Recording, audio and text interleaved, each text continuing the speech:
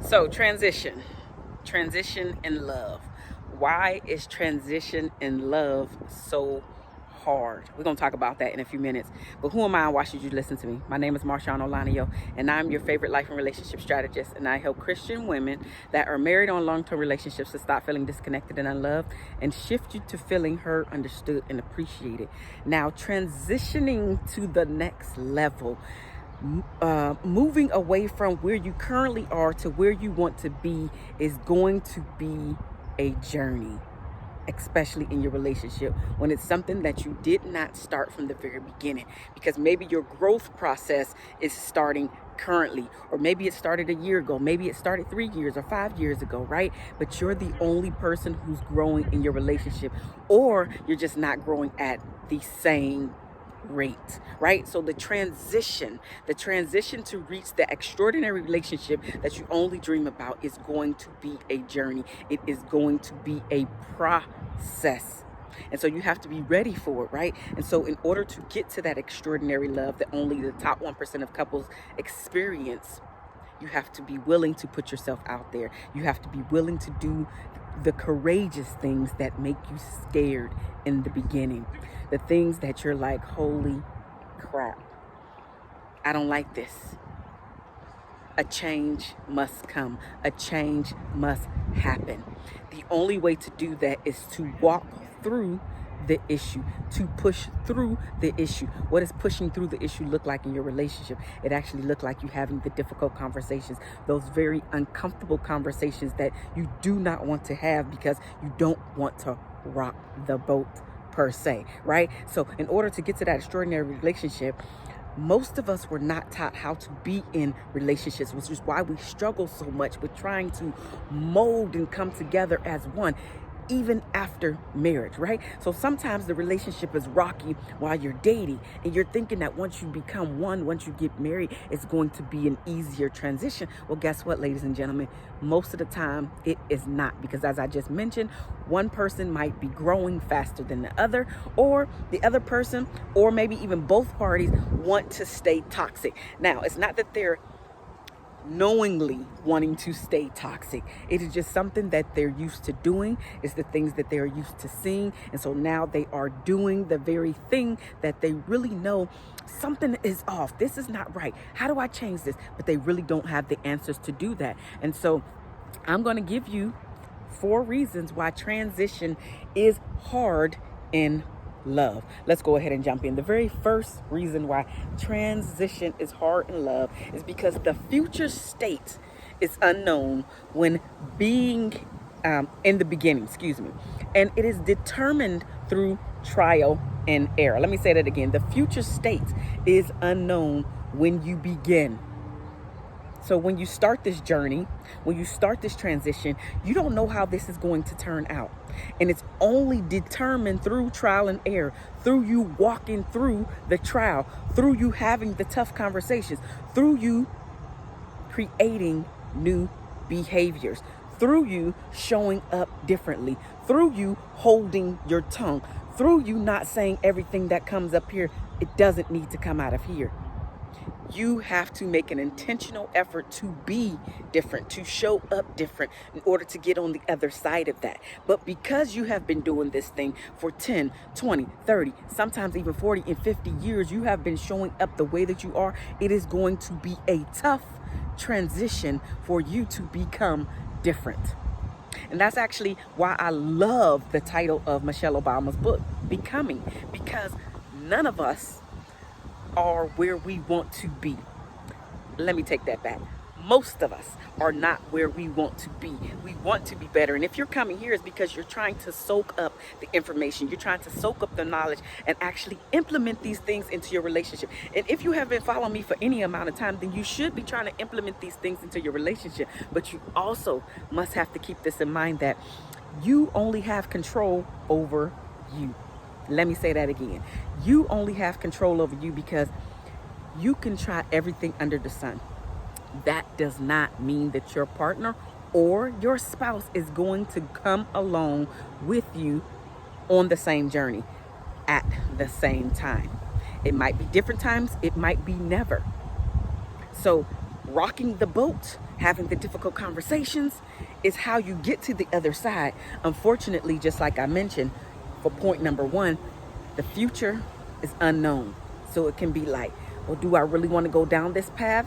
I don't know how this is going to end. Are we going to end up together? Are we going to separate? Are we going to divorce? Because I actually want to grow. Maybe your spouse doesn't want to grow or doesn't want to grow today. So it's really trial and error.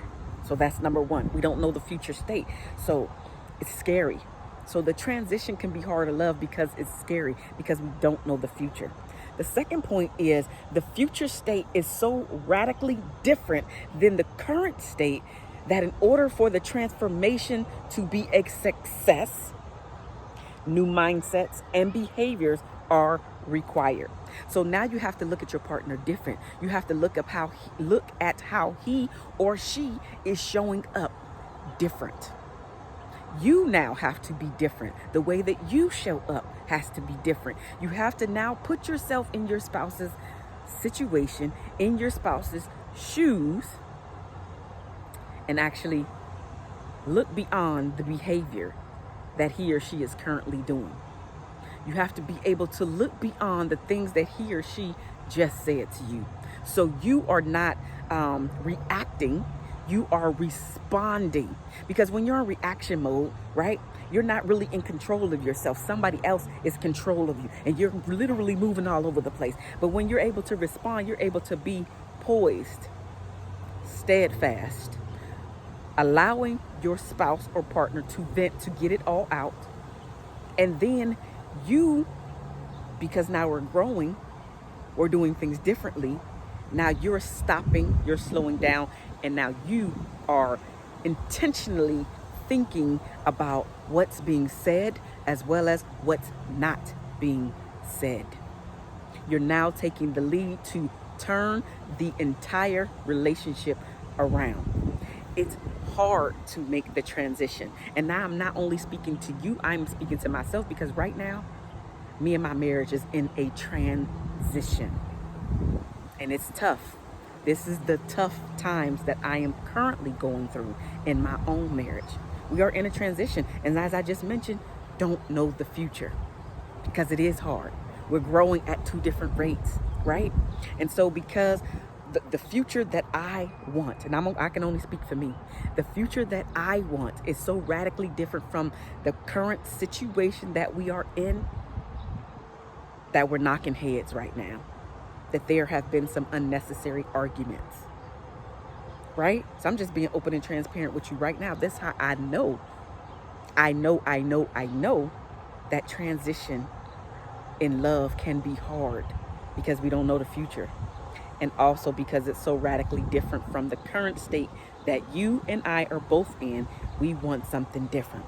The third thing, if your thoughts never change, then the new behaviors will not last, leading to more frustration, right?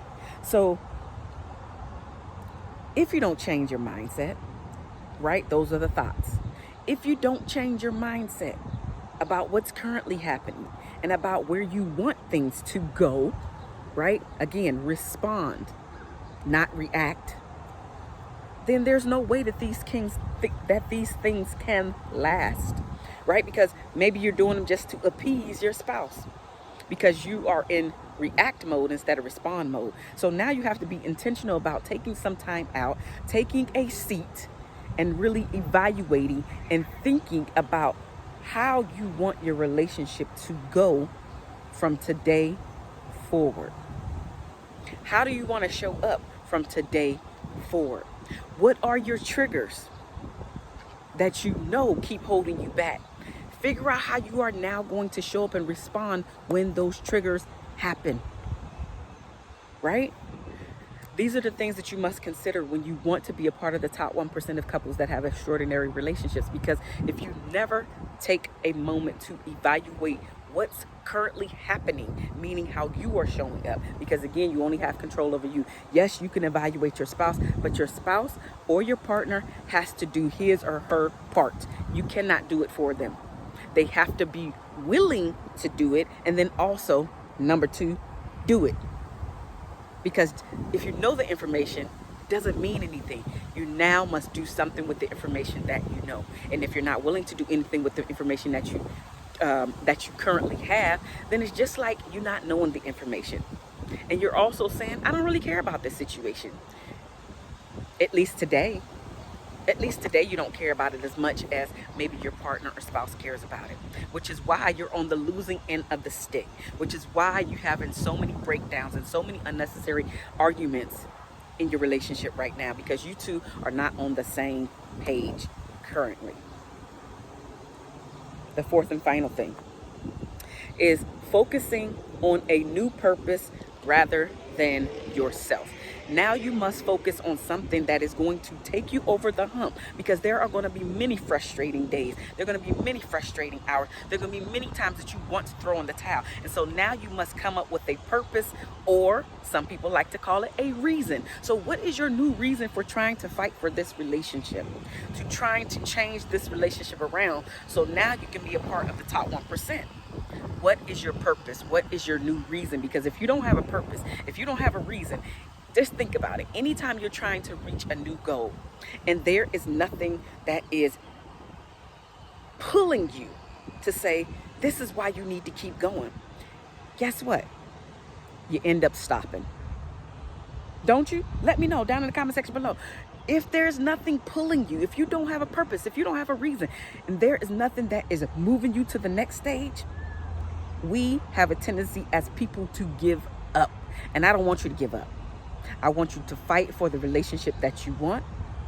But you also must remember that during this growth process, that during this journey, it may not turn out the way that you want it to turn out. However, everything works for the good of those who believe in God. Everything. So even if you see it as a downfall, even if you see it as a breakup, even if it becomes a divorce, of course I'm not preaching any of that stuff, right? But we have to be realistic. Someone asked me not too long ago, what were my thoughts on the majority of people that are in relationships? And what they meant by that was, the question specifically was, do I think that most people that are currently in relationships need to be out of a relationship so they can work on themselves? And my answer was an emphatic yes, because most people don't realize the work that they must do on themselves before they get into a relationship. And so when you get into a relationship, now you're having so many problems and so much struggle that would not be there, because it's usually over petty things. And when you're constantly fighting over petty things, it's because you have not done your work. When it's something big, makes sense. It makes sense. But when it's the petty things, it's things that you're really trying to make it a point, and you never want to get over that hump, and you never want to appease your partner, and your partner never wants to appease you. So now y'all locking heads and always at war. Is because you and or he or she has not done your work. So now you stay in Pettyville. Because mature people that are ready to go to the next level in their love life and in life in general, they don't have time for petty. They're over petty. They've been with petty long enough, and now they're ready to move on to maturity. They're ready to solve issues. They're ready to become one. So this is why transitioning in your love life is hard, because you don't know the future and you only have control over yourself, right? And so you're rocking the boat a little bit. But trust me when I say, this is the only way to get to your happily ever after. I'm MarshaunO. Share this video with somebody that you know who needs to hear this message. Follow me. If you have not subscribed to my channel as of yet, then definitely hit the subscribe button, as well as hit the bell for any time I upload a new video. I love you guys, and there's nothing that you can do about it, and I will see you in the next video. Bye now.